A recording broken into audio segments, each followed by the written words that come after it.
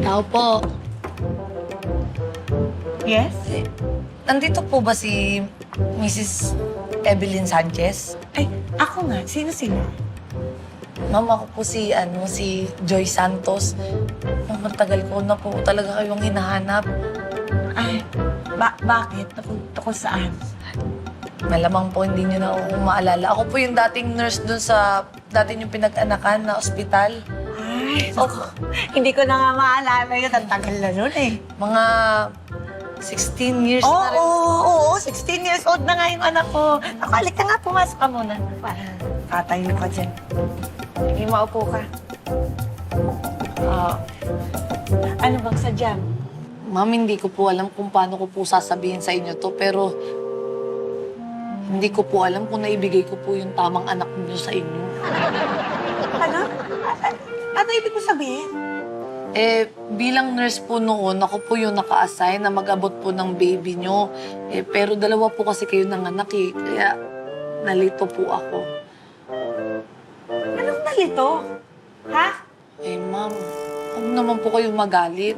Kasi nung nag-nurse po ako noon, medyo bata pa ho ako, tsaka marami po akong iniisip. Hindi po ako sure kung yung baby nyo yun na iabot ko sa inyo o baka nagkapalit lang nung baby nung isang nanay. Teka.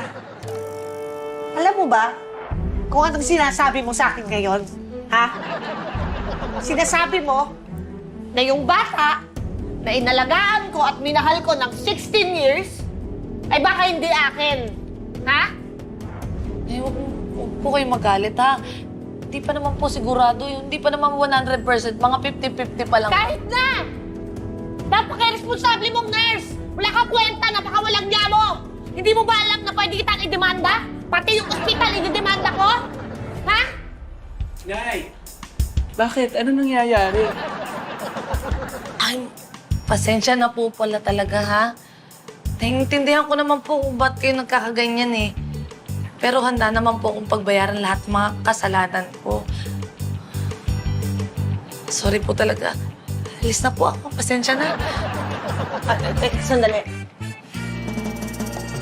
May chance kaya na maituro mo sa akin kung nasaan yung isang bata yung ipagpalit pa. Ha? Kasi baka nga naman, yun ang anak ko at hindi siya. Diba? Kasi dapat kasama niya yung totoo niyang magulang. Yun ang ibig sabihin ko. Anak. Sorry diba? po talaga. Oo, baka... Hanapin po natin. Oo. Kawawa po Oh, siya. kawawa siya eh. Diba? So dapat nandun siya sa parents niya. Yung anak ko na sa akin. Tama Alam mo, po. sabi ko na eh. Sabi ko na